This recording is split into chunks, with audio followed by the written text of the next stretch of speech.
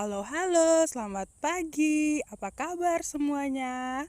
Semoga hari ini pembelajaran kita berjalan dengan lancar dan anak-anakku serta semua orang tua dalam keadaan sehat walafiat.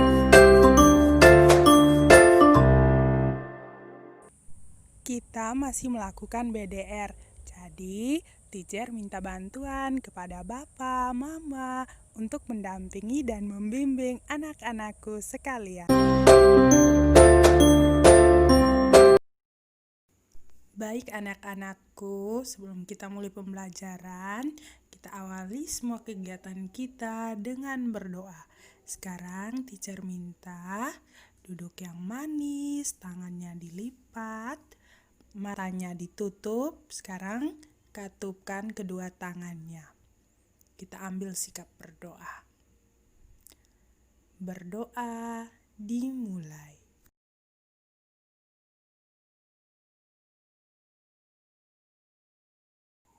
Berdoa selesai.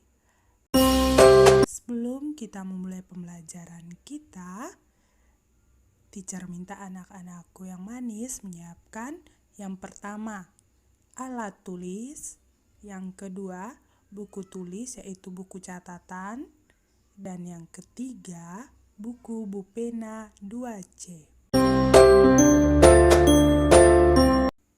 Ayo kita mulai belajarnya. Tema 5, subtema 2, pengalamanku di sekolah. Pembelajaran 1 dan pembelajaran 3 oleh teacher Intan dan teacher Beatrix. Tujuan pembelajaran. Yang pertama, peserta didik kelas 2 mampu mengidentifikasi hiasan bunga dengan tepat. Yang kedua, peserta didik kelas 2 mampu mengidentifikasi cara membuat hiasan vas bunga dengan tepat. Yang ketiga, peserta didik kelas 2 mampu mengidentifikasi ungkapan permintaan tolong sebagai cerminan hidup rukun dalam kemajemukan masyarakat Indonesia dengan tepat.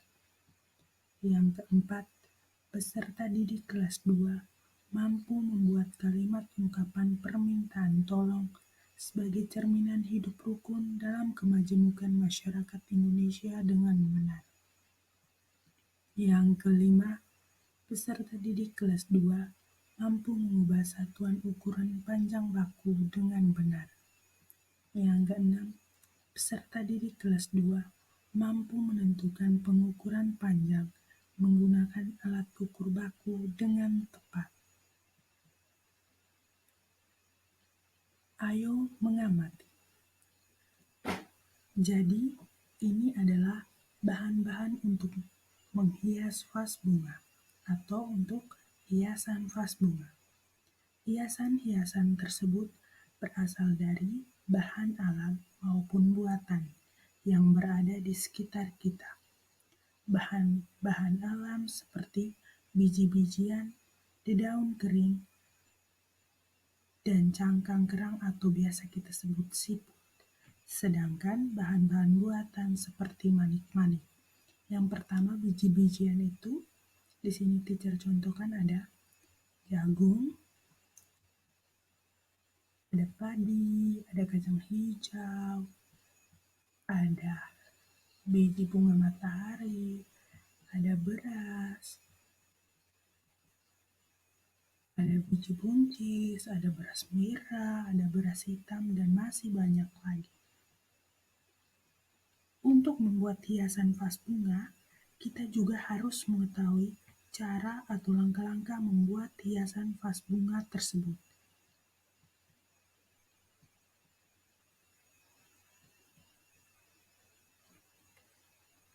Yang pertama yang harus kita perhatikan adalah menyiapkan alat dan bahan. Contohnya seperti ini. Kita siapkan yang pertama, cup bekas mie instan, pengganti vas bunga, Yang kedua, aneka biji-bijian, alat tulis, lem fox, dan sarung tangan.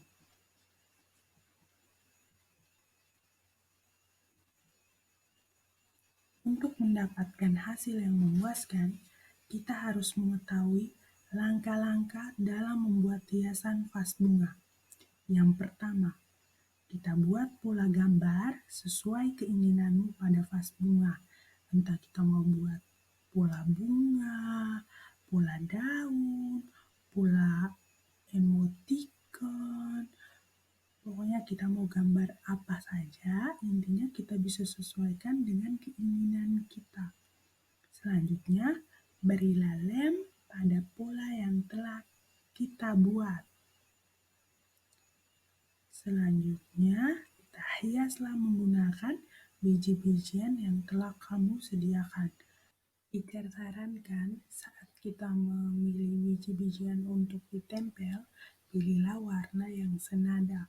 Misalnya untuk daun, kita bisa melihat dari biji-bijian ini kita bisa menggunakan, karena daun warna hijau, kita bisa menggunakan kacang hijau. Jadi untuk daun yang pertama kita pakai kacang hijau. Jadi untuk daun yang berikutnya juga menggunakan kacang hijau. Jangan sampai daun pertama warnanya, karena kita tempel pakai kacang hijau, jadi warnanya hijau. Daun berikutnya kita ganti pakai warna kuning dari warna jagung, dari hasil tempelan jagung. Kan tidak serasi.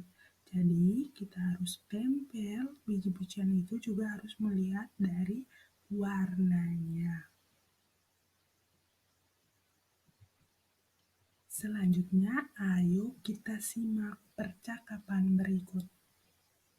Beni, Dayu, adakah lem untuk melekatkan biji-bijiannya? Dayu, itu ada Beni, ada di depan Udin, sambil menunjuk biji-bijian itu. Beni, Udin, tolong ambilkan biji-bijian yang berwarna merah ya. Udin menjawab, Beni, baiklah, akan aku ambil. Terus Beni menjawabnya, terima kasih Udin.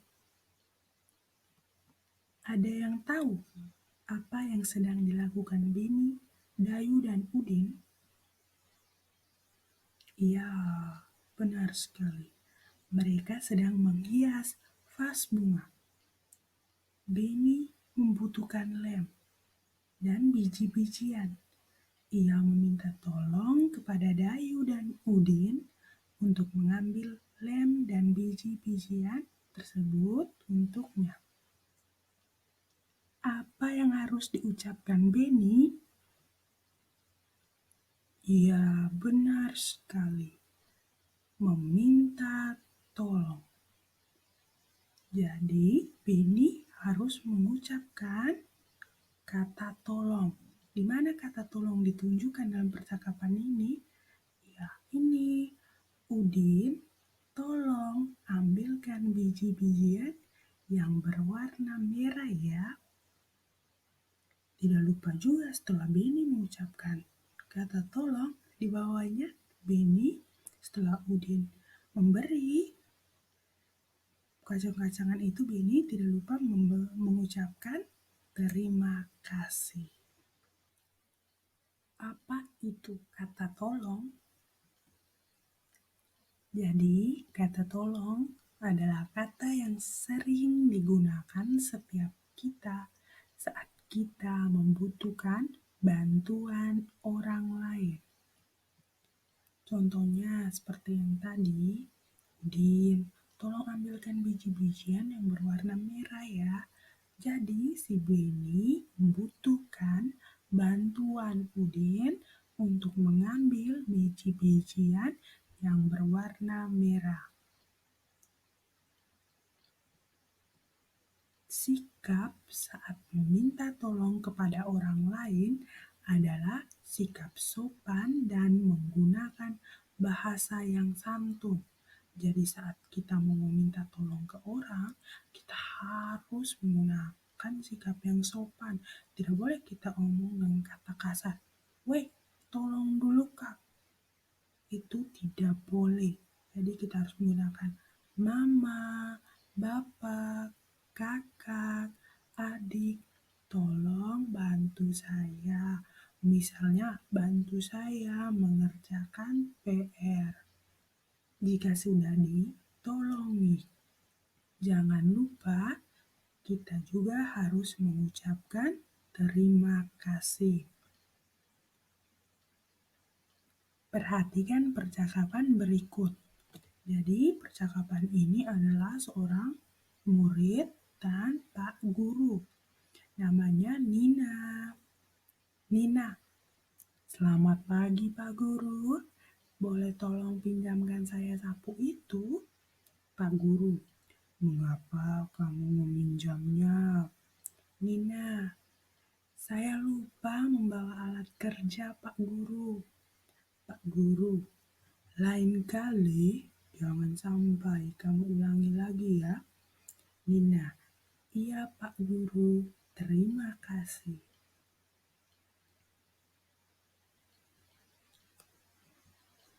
Jadi dari percakapan yang di depan tadi, percakapan yang ini ya, ini kita bisa lihat bersama. Di mana kata tolong itu? Iya, di kata yang ini. Ya, teacher sudah geser kursornya di situ, jadi ini kata tolongnya. Jelas-jelas dia ada di sini kan? Iya. Jadi sekarang kita lihat bersama-sama ya. Selamat pagi Pak Guru. Boleh tolong pinjamkan saya sapu itu? Teacher lupa lagi spasi di sini. Adakah kalimat permintaan tolong yang terdapat dalam teks percakapan tersebut? Jawabannya iya, ada teacher. Ya, itu yang diucapkan oleh siapa? Oleh Nina kepada Pak Guru. Pintar. Kalimat mana yang menunjukkan permintaan tolong? Ayo lihat sama-sama. Kalimatnya Nina, Ibu. Kalimatnya Nina, teacher. Ya, di sini Nina mengucapkan, pertama dia mengucapkan selamat pagi kepada Pak Guru. Terus Nina meminta tolong untuk dipinjamkan sapu. Jadi di sini teacher, kalimat yang menunjukkan permintaan tolong. Mengapa Nina meminta tolong kepada Pak Guru? Ada yang bisa jawab?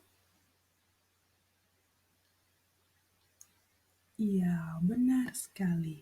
Karena Nina lupa membawa alat kerja. Jadi Nina meminta pinjam kepada Pak Guru yang waktu itu sedang memegang sapu.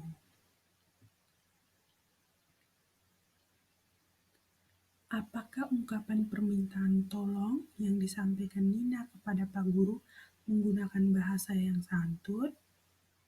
Jadi, permintaan tolong yang disampaikan Nina kepada Pak Guru menggunakan bahasa yang santun.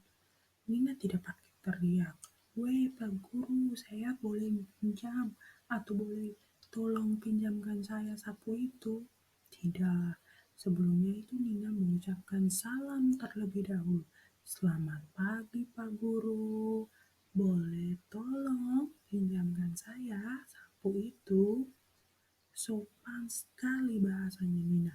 Dia menyapa dulu Pak Gurunya, terus dia menyampaikan permintaan tolong kepada Pak Guru.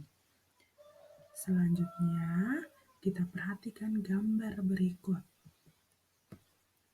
Gambar ini gambar apa ya? Ayo kita lihat bersama. Jadi di sini ada gambar seorang anak laki-laki. Dia berpakaian seragam apa? Ya, kalau ada putih dan merah berarti seragam SD. Di sini ada seorang guru. Mereka sedang berada di ruang tata usaha. Berarti mereka berada di Iya, mereka berada di sekolah. Teacher minta kita bersama-sama berdasarkan gambar kita buat kalimat sederhana yang mengungkapkan kata tolong. Jadi di sini teacher bantu ya. Selamat siang Ibu. Bini mengucapkan salam terlebih dahulu kepada guru yang ada di ruangan tata usaha. Tolong pinjamkan saya buku daftar hadir kelas. Sopan kan bahasa yang digunakan Beni? Iya, sopan. Jadi kita harus mengucapkan salam terlebih dahulu. Selanjutnya baru kita mengungkapkan permintaan tolong kita kepada orang yang akan kita minta tolongi itu.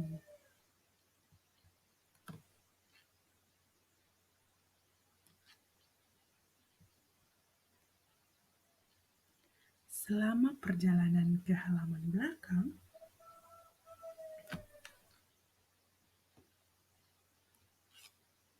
setelah meminjam sapu dari Pak Guru tadi, Nina mencoba menebak-nebak panjang dari sapu yang dipegangnya itu berapa ya? Ini kira-kira gambar sapunya. Jadi untuk mengukur panjang sapu ada yang masih ingat kita harus menggunakan apa?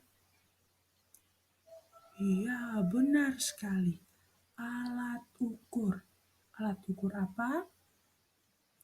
Alat ukur satuan panjang. Adakah yang masih mengingat apa saja alat ukur satuan panjang? Jadi, alat ukur satuan panjang yang pertama adalah mistar, di mana satuannya itu adalah sentimeter. Yang kedua meteran pita itu sentimeter. Yang ketiga meteran roll besar itu sudah ke meter. Yang keempat meteran roll kecil itu juga satuannya meter. Ini adalah gambar-gambarnya. Manfaatnya itu sudah kita bahas pada pembelajaran sebelumnya di subtema 1. Kalau yang mistar untuk mengukur benda yang mempunyai panjang tidak lebih dari 30 cm. Meteran pita untuk mengukur panjang kain. Meteran roll besar untuk mengukur luas lahan atau tanah pintar. Sedangkan meteran roll kecil untuk mengukur tinggi pintu, tinggi lemari, panjang meja, dan sebagainya.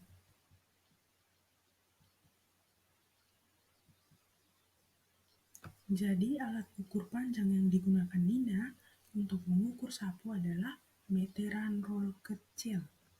Karena sapu bukanlah kain dan panjang sapu lebih dari panjang mistar. Kita ingat kembali di perhitungan pada subtema 1 bahwa Teacher Intan dan Teacher Beatrix sudah jelaskan bahwa 1 meter sama dengan atau senilai dengan 100 cm. Jadi di sini Nina meminjam meteran roll kecil milik tukang kebun sekolah. Nina melakukan pengukuran terhadap panjang sapu tersebut. Setelah melakukan pengukuran panjang sapu lidi tersebut, Nina akhirnya mengetahui bahwa panjang sapu lidi tersebut adalah 160 cm. Jadi meteran roll kecil tadi memiliki satuan panjang baku yaitu meter. Simbolnya M kecil. Jadi di sini kita tinggal bolak-balik. 1 meter sama dengan 100 cm, teacher. Jadi kalau teacher tanya 100 cm sama dengan berapa meter? Ya, sama dengan 1 meter. Karena satuan meteran rol kecil harus meter, maka Nina harus mengubahnya dari bentuk ini 160 sentimeter harus diubah ke bentuk meter. Bagaimana cara ubahnya? Kita ingat di sini, 100 sentimeter sama dengan 1 meter. Jadi ini kan 160. Teacher, berarti 100-nya sudah hitung di sini. 1 meter. Sisanya lagi berapa? 60 sentimeter. Kita boleh tulis dengan aturannya seperti ini. Jadi ini, panjang sapu lidi adalah sama dengan, kita kasih sama dengan 160 sentimeter. Kita ubah ke meter, tapi karena ada lebihnya, kita bisa tulis dengan keterangan seperti ini. 1 meter, 1 meter lebih 60 senti. Bisa. Jadi teacher ulangi lagi bahwa kelebihannya misalnya ada 115 cm, berarti 100 itu sudah hitung. Oh, 100 cm berarti 1 meter. 1 meter teacher, lebihnya 15, berarti 1 meter 15 cm. Jadi yang pertama kita akan mengukur panjang meja. Panjang meja ini bisa diukur dengan menggunakan mistar, bisa juga menggunakan roll meter kecil atau meteran roll kecil. Jadi di sini teacher pakai meteran roll kecil. Jadi panjang mejanya adalah 180 cm. Jika kita ubah, kita ingat bahwa 100 cm sama dengan 1 meter. Jadi sisanya ada berapa di sini? 100-nya kita sudah pakai. Ubah ke dia ke meter jadi 1. Jadi sisanya 80 cm. Jangan lupa, setiap kali kita menyebutkan angka yang menunjukkan hasil pengukuran, kita juga harus mengucapkan satuannya, satuan panjang di belakangnya itu sentimeter, meter. Jadi kita ubahnya menjadi, kita tambahkan di sini ya formulasi atau susunan kalimatnya seperti berikut. Jadi di sini panjang meter yang awalnya 180 cm, jika kita ubah ke meter, jadi 100-nya ini kita sudah pinjamkan. 100 kita pinjam jadi 1 meter, sisanya 80 cm, kita tulis seperti ini. 1 meter lebih 80 cm. Selanjutnya kita lanjut ke contoh yang kedua. Ini adalah gambar lemari yang berada di kelas kita. Tinggi lemari kelas ternyata 215 cm. Waduh, teacher, 215 ini. Ya, kita harus kembali mengingat bahwa 100 cm sama dengan berapa meter? 1 meter, teacher. Kalau 1 meter sama dengan berapa sentimeter? 100 cm. Jadi kalau 100 cm sama dengan 1 meter, berarti kalau 200 cm sama dengan berapa meter? 2 meter. Jadi 2 meternya 200 itu sudah ubah ke 200 cm, kita ubah ke meter, jadi 2. Sisanya berapa? 15. Jadi kita tambah 2 meter, kita tambah 15 cm, jadi formulasinya sama kayak di atas nih susunannya. Jadinya berapa? 2 meter, 200-nya ini 2 meter, kita ubah jadi 2 meter lebih 15 sentimeter. Jadi, pembelajaran kita hari ini yang pertama kita membahas tentang hiasan untuk kita gunakan dalam menghias vas bunga, yaitu hiasan dari bahan alam dan bahan buatan. Yang bahan alam yaitu biji-bijian, daun kering dan siput, bisa juga ranting, dan bahan buatan yaitu manik-manik. Jangan lupa juga langkah-langkah dalam membuat hiasan vas bunga. Selanjutnya, kita juga mengenal ungkapan permintaan tolong dengan menggunakan bahasa yang santun. Dan yang terakhir, kita juga mengenal kembali alat ukur, manfaat alat ukur, dan hubungan antara alat ukur dan satuan panjangnya, serta kita mengubah dari satuan panjang sentimeter ke satuan panjang meter. Oke, terima kasih. Jadi anak-anakku sekalian, teacher tegaskan kembali untuk selalu belajar, berlatih membaca, menulis, dan berhitung. Pembelajaran kita hari ini sampai di sini dulu ya. Jangan lupa jaga kesehatan, selalu cuci tangan, pakai masker, dan jaga jarak. Jika anak-anakku mengalami kesulitan dalam materi ini, anak-anakku yang manis bisa bertanya kepada orang tua, bisa juga bertanya kepada teacher.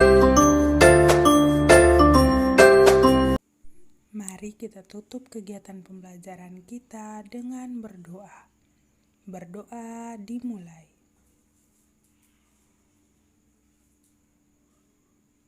Berdoa selesai.